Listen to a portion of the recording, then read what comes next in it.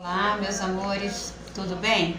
Hoje nós vamos dar início à nossa aula de português. Nós vamos pegar o nosso livro, né, o Ativamente, do segundo bimestre, e nós vamos abrir na página 41, onde vai dar sequência à aula passada, que nós falamos na aula passada sobre o texto, né, da Margarida, falamos da borboleta, né, e nós vamos falar sobre um poema que tem como título As Borboletas. Vocês podem observar que o poema ele foi escrito dentro do girassol e ele foi escrito em tipo aspiral, né? E ele vai falando sobre as borboletas. Nós estamos acostumados a ver um poema usando versos, usando estrofe, mas esse poema ele tem o formato de uma aspiral. E eles vão falando, né? O poema ele vai falando de que coisa linda das borboletas no jardim, que as borboletas são de todas as cores.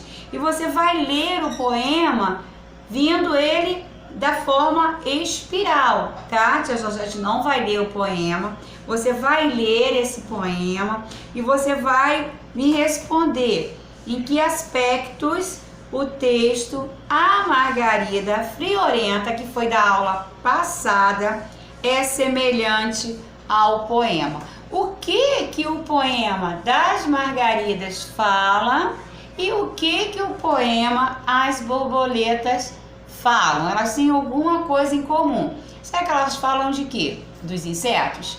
Será que elas falam das flores? Será que elas falam das borboletas? Elas têm alguma coisa em comum. Então você vai ler o poema. Se você não lembrar do poema lá, né, do conto da Margarida, releia novamente para que você possa estar lembrando do conto. Bom, você vai ler na página 42, nós temos um artigo.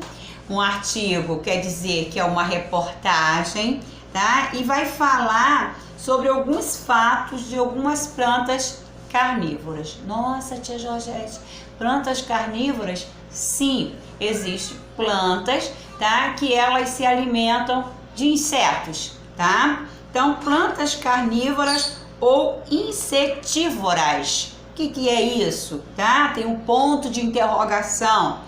Os pesquisadores preferem chamar essas plantas de insetívoras.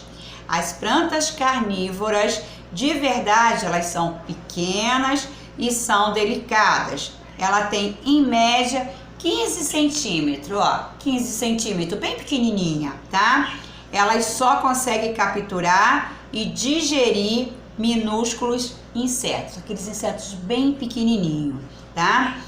Os alimentos que as plantas insetívoras produzem não é suficiente para suprir suas necessidades vitais.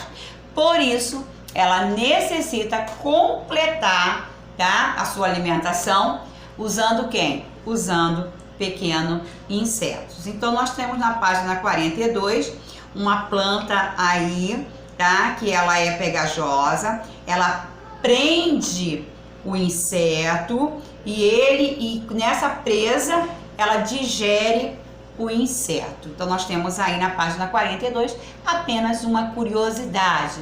Na página 43 também, tá? Nós temos 3 exemplos de plantas carnívoras: a dioneia, a nepente e as saracênias. Tem a foto delas aí, tá?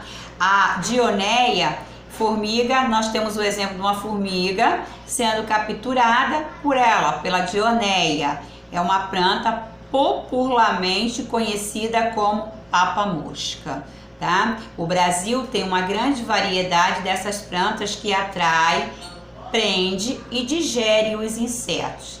No Jardim Botânico do Rio de Janeiro existe uma estufa de plantas insetívoras, tá? Plantas carnívoras, mas eles não gostam de usar plantas carnívoras, eles gostam de usar plantas insetívoras. São as plantas, né, que para complementar a sua alimentação, ela digere alguns alimentos, tá? E o livro vai falando como é que ela captura os alimentos, tá? O processo de captura e a digestão do animal depende muito da espécie da planta.